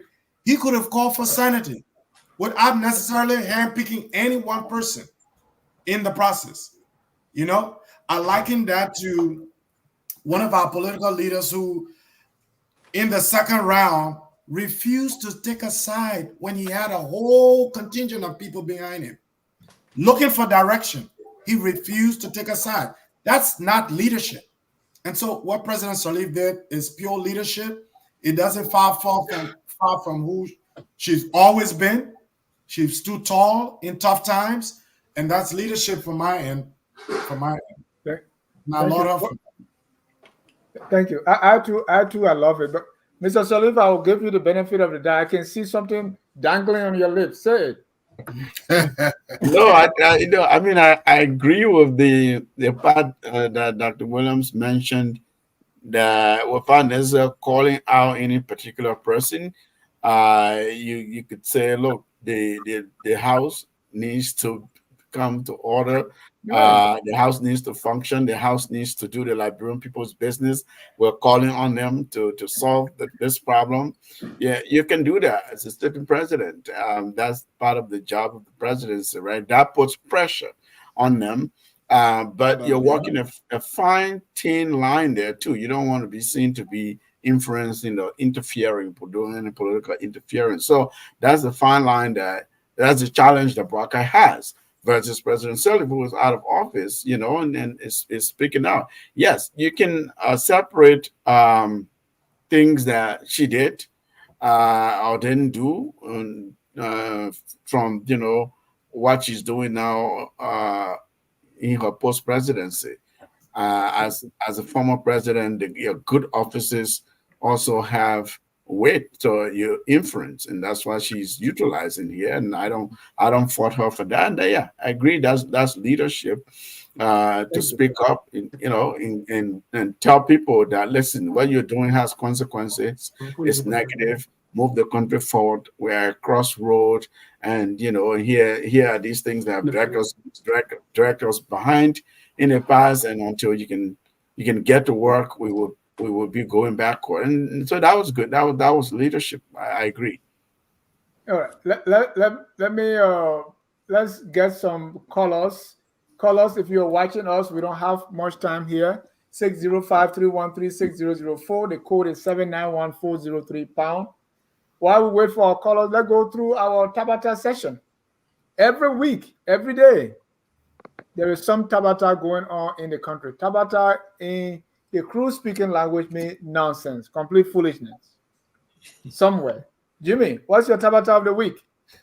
Wow, ain't give me much chance to think about it, but yeah, it's the fact that the allegations of corruption are now beginning to recede in the background. The stuff, the saga that's going on at the House of Representatives, all those allegations, instead of them being echoed and being brought to light, we notice that they're taking a back seat as if it's going to be swept under the rug. So for me, that is the ill part, because if we don't flesh out those corrupt attitudes and personalities, we'll be on the same heartbeat. So that's my Tabata. Press star now. Mr. Sirleaf. And you will be joined into the conference. This is the Tabata Gallo week. There's a lot of Tabata going around. One I'll pick on Yeka Kolba, and he's the one, when you call his name, then he comes after you in his press conferences. And so he said, the people who are enjoying the eating money and then they're going to RLJ, you're not part of them, you're not eating money. He just being a kofa, because basically for principle, right? He's saying, in the beginning, he supported the man. Now he can just go and remove the man. So he's daring Kofa. If he resigns, he's going to tie a rope on him or something like that. He would drag him. He used a very violent language, basically threatening. That's not about that aspect of it. But he's saying, I dare you to resign. I dare you to resign, And that's helping to solve the problem. It's not really necessarily helping Kofa. And then you say, look, I'm with you. I'm not going to go on the other post side. And then he threatens you. And then he turns around and insults the man and says, he's stupid, a foolish man, because, it's supposed to be, you should know better. I just couldn't get where he was going with that. Yeah, but he said the speaker can never resign. If he resigns, he will threaten that. He will threaten his life, basically. So it was just incoherent and a big about that to me. So. Dr. Williams, your Tabata of the week. Oh, they're plenty, but I think the speaker's initial conference didn't do well for him. I thought it spoke poorly of his legal background. I thought it spoke poorly of his street knowledge. I think he indicted himself while trying to indict his colleagues as not having a case against him. And hopefully our structures, investigative structures, can take on the issue of the purported or alleged bribery in the process and move the country forward. But what I wanted to end up with is that there is a need for a radical agenda for change in Liberia. How that's going to happen, I'm not sure, but there is a need for a radical agenda for change. Can President Bouakai drive that process? No, I don't think so. He's aged. He's done his part. And I was talking to a colleague the other day. I think President Bouakai's role in this transformation was just to get George Weah off the throne. He's not going to build any road. He's not going to build any skyscraper. It's going to take a new crew of leaders to drive this agenda for change. And we see it every day. We know our problems, and we have to be able to address our problems head on. Thank you. Oh, yes, sir. Mr. Sirleaf, your tabata of the week, and then we go to our calls. Thank you. My tabata of the week is going to be on the Deputy Speaker, Thomas Fowler. 1 week he was with the other group, the majority group, and then the other week he was with the Speaker. And by the time the other week could start, he's back on the other side. So, I mean, what side are you really on? I mean, so whatever people have been saying. So what is really happening in Liberia? Who's your friend? Who are you working with? Thank you. Thomas Fowler on both sides. Yeah. Thank you. Let's bring on Mr. Trogon Bayu to our first caller here. Trogon, you're live. Thank you, Dennis. Thank you, everybody. I'm going to be a little bit blunt tonight, just a little bit. First of all, I want to ask Dr. Duke this question. Where is Liberia headed?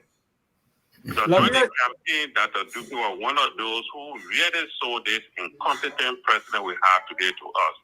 And one of the excuses they gave was Joshua was so incompetent. He had put the country in the mess. We in the hole. Now, what happened to you when you start doing things with nonsense? When you start talking nonsense, what happened to you? Your phone cut off. Is that This government is 10 times better. It looks like Dennis is frozen. I think Dennis' side is frozen. Well, somebody is frozen. Look at what you did to that guy. Huh? What did you do to that Up guy? to today, the American people have never received that tax record. That's the same line these guys are driving us, and our country is headed nowhere. Nowhere. I'm sorry, I'm going to be a little bit blunt, and you said don't speak like this. But this is true. Okay. When it comes to leadership, you say President Sirleaf or much better a little bit, and Charles Taylor. But I must admit, the list I would do was by far better than what we have today in power. Don't have leadership, and this was not a well-educated man in the first place. But he was decisive. He could take decisions that Liberian people expected him at that time, and he lived up to it. But look at what we have today. Thank you. Look what we have today. It's Democracy. or flying around our country or going all around with 50 men delegation. That's for shenanigans. Complete shenanigans. Nothing we're getting out of this government. Thank you. Thank you, Dennis. Thank you. Dr. Dugley, your tabata of the week. My tabata of the week. And then your response to Bayu. I want to respond to that guy. Yeah. But my response is simply that George Weah, my tabata is George Weah saying that because he won the Ballon d'Or, Liberia achieved peace. You never heard about it? You got always, you surprised, you sound surprised. I mean, yeah, he said it. I heard that, yeah. He said he used the Ballon d'Or to bring about peace, basically. That's not what he said. That's You know what he No, said? yeah, he said he's a Ballon d'Or winner. What do you call it? He say, I'm proud to win a Ballon d'Or, or to be a Ballon d'Or. That's what he said. And then he brought peace to Liberia, something like that. yeah. He said he The used it Ballon to d'Or bring was peace. won in 1995. I think what he was talking about, President Weah said he used his Ballon d'Or to bring peace.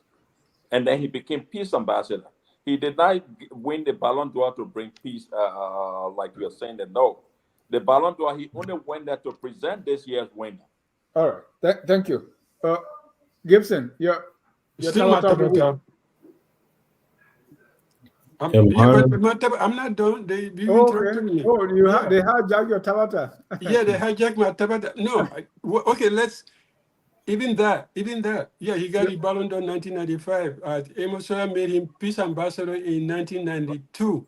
Yeah. So that was long before he got a UN, because the UN was paying him more. He talks about the UN, but Amos Hoyer made him peace ambassador in 1992. That was long before he got a Ballon d'Or. True. Yeah. So your tabata is the Ballon d'Or. Yeah, my tabata, Ballon d'Or and peace don't go together. No, they got nothing to do. Mr. Gibson, And he your was tabata getting of the paid week. for everything he did. Yeah. Yep, Yeah. he was getting paid for everything he did. It wasn't free. Including the jerseys he bought for the Lone Star.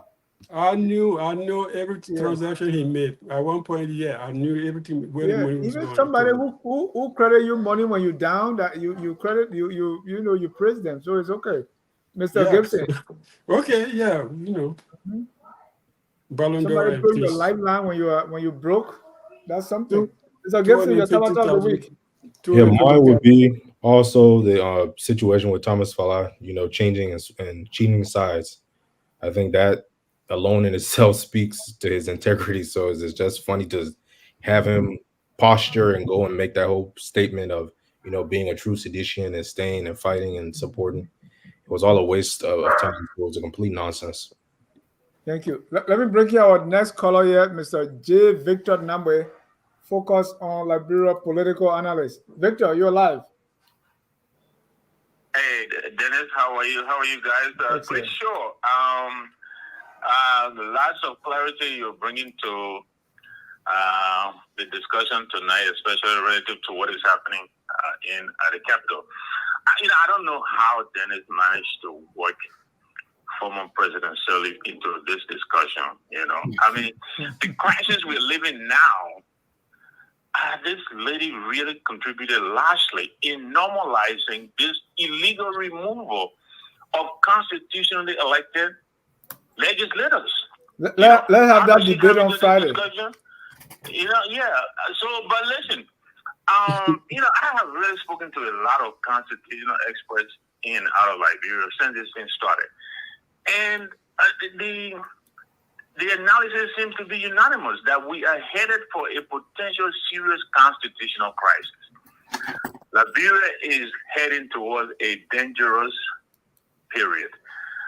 If these people succeed in removing Konafi, never mind whatever Konafi's character was, but the fact that this gentleman was elected and he is being removed unconstitutionally, it sends a very, very, very bad signal to the rest of our international partners. Don't take my statement for granted. Go and read what Arthur Johnson wrote tonight. This is in addition to what many people have written. It sends a signal to the rest of the world that we don't have rule of law in Liberia. Nothing is guaranteed. Even when you are elected, you can be removed illegally. And this thing has to be stopped. It has to be stopped. And I'm very disappointed by Thomas Fala. Obviously, what we're witnessing is a confluence of several interests. We all know that. Wanda has an interest in it. He has been trying to bring the speaker position under the influence of the UP government. We know that. George Weah has an interest in it because Fonati poses a potential challenge to him for 2029. We know that. Fala himself has his own personal ambition. We know that. Fonati has his ambition. We know that. At the end of the day, just like you guys said, who suffers? Liberia suffers and our people suffer. So we have to make sure we stay the course. We must insist that if this gentleman is to be removed, yes, let him be removed. But do it by the prescribed process. Thank you very much again. Great show, guys. Thank you. I believe they should go back to chambers. Don't go in the bathroom and go home meeting there and Go in say, the bathroom and go tie yourself right. in some hotel and No, when you get a vote, then you go to chambers, then you vote. You follow Yeah, the. so don't be doing things outside chambers and say you calling somebody else to preside. That is anyway. the legislature is not the chamber. The legislature is the elected representatives of the people. But They can convene. whenever the House meet, the Speaker should preside. So you can go to room 16 and say, I have my own legislature here now. I think that is wrong. Okay, our last caller here, Evans Morris, you have a minute because we are out of time. All right, thank you. Well, like everybody was saying, right? And Helen to you in the panel. For President, the fact that we try to disregard everything that he did is embarrassing. For anybody to say that what he did for the country as a peace ambassador was nothing. And I think you rightfully said, Mr. Jack, when our country was left in the doldrums of war, he was a shining spot for us. And because of politics, we want to diminish that. Look, the man is still internationally relevant when it comes to sports. Man, we are is not a main topic tonight. Leave we are. Please. You went out there and you made us proud because he's still international relevant. Outside of politics in Liberia, I'm going to look this up. What international relevance does he have if he's not in politics in Liberia? So they're not on the same level. So you have to be jealous of George Weah on out the judgment day. He's still the shining star on the continent of Africa when it comes to sports. So yeah, get over it. Thank you for taking my call. Thank you. That's all the calls we have for tonight. At this time, we're going to draw down the curtains. Let me hear your closing statement. Let's use 59 seconds each, starting with Mr. Sirleaf. You have 59 seconds. Thank you very much, Dennis. I think I would like to call on the president for Somebody's you to president. say something, because this thing is really riding on your presidency. You need to come out clearly and tell the Liberian people what you think, what you feel, or where you stand. I don't care what your position is, but you have to give this whole thing some kind of a thought and let us know where you stand. And maybe by your voice, people, this thing can come to an end. So I really think it's about time for you to speak. And I think that time is now. Thank you. Thank you. Dr. Williams. Thank you, Dennis, for the invite. If I had a closing message on everything that's going on right now, I will repeat what I've said on previous sittings of this show, that Liberia is in need of leaders.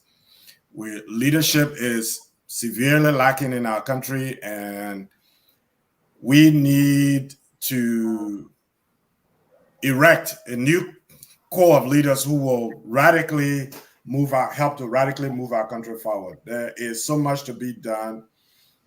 We've done all of the diagnosis over the years, but we haven't had the commitment to follow a prescribed path to moving Liberia forward. And that's a function of the lack of leadership, frankly. And we need that. And hopefully sooner than later, we will have it. I think President Barker needs to focus on his leadership and how he can set the basis for moving the country forward. Thank you. Yes, sir. Thank you. Jimmy, you're closing, sir. Yeah. What I see, if I were to advise the president, is that we have a long road to go. But that's not the problem. The problem is how we get on the road. We need to lay down the fundamentals. We need to lay down the foundations of each institution and each ministry. Institutions are what raise nations.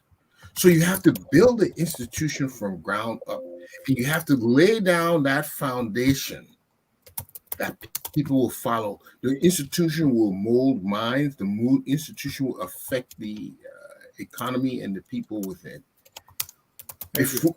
If we don't do that, and we try to do anything besides laying down those fundamentals, we will not prosper. It will not work. Thank you. Mr. Sirleaf. Yeah, I mean, I think we all, thank you, first of all, for the invitation yet again. I think we all are on the same page in terms of our desire to see Liberia make progress. The question is, how do we really truly extricate ourselves out of this quagmire and move on the path of progress? You know, there's an author, there are two authors whose book is called Why Nations Failed. I think one of them got a Nobel Prize in economic sciences this week, if I'm not mistaken. Robinson and a small group. They talk about inclusive institutions versus extractive institutions. They say it doesn't matter geography or culture or religion. What really makes a country to succeed is building institutions that are inclusive. And by inclusive, they mean institutions that respect rule of law, institutions that work for the people, that use innovation, a system that really uses innovation and captures the moment to expand and grow the economy. That will have a ripple effect on economic growth. On the other hand, extractive institutions is one where you have elites, the system, the structure around elites by the elites, and elites resist transformation, they resist reform. Because the system is designed to serve them, serve these elites. And that's what's happening exactly in our country now. So these conversations are good, but I think we really have to start thinking about how do we break this circle of extractive institutions serving elites, elite designing system only for their own interest. That is really what's holding us. It's not because we're a crossroad. Somebody said we're a back road instead of crossroads. We've been at this crossroad for decades. When are we going to begin to move forward from the crossroad, from the junction to get at least on one path, right? But it really boils down to institutions and institutionalism, respect for institutions and institutionalism, inclusive institutions. Thank you. And that called for the guy who was the symphony orchestra. But we're not going to talk about that. Dr. Dukley, you're closing. Well, thank you guys, and thank to our new colleagues who joined us tonight, Sirleaf and Dak. I hope we continue the conversation. I think one of the big problems we have, and we'll continue to have, we talk about all these systems and problems and issues, and we all sit here, we have the solutions. But the problem is Liberia does not have the middle class that can put these things in place. Our middle class is in exile. He ran away from 1990, he's still out in exile. Nobody wants to go home because the kids are in school, or we're waiting for retirement, or, we're not sure if you don't get a job, you don't go. So, the first thing South Africa did when they, after apartheid, there are plenty loads of people returning home from everywhere, from Liberia. In fact, we had colleagues at the university who just jumped on a plane, first plane they got, they went home. From the US. But we don't want to go home because we're still scared of what happened to us, or what we witnessed, or what may happen if we went and we didn't get the position we want. So in the absence of that middle class, we can talk all we want. These guys who grew up during the war, who pulled, like the vice president, who started sleeping in the market, selling potatoes and this and that, and then now he's become a millionaire. These are the guys who run the country. So these things that we're talking about, they're not going to change because we wish them. You have to be part of it. And to be part of it, social media is good, but it will not move the needle. Gotta be on the ground. Thank you, gentlemen, for the night. I want to thank our viewers, those who are watching now, and even those who will watch later. Join us tomorrow for Friday night debate. That is bare knuckles fight right here on Focus on Liberia. Until then, we're going to close with our song that says, no matter what side you support, we are all Liberians. What is incumbent upon all of us is to do our very best to make our country the greatest land of liberty. Have a good night, and God bless you. We are Liberians. Liberia is our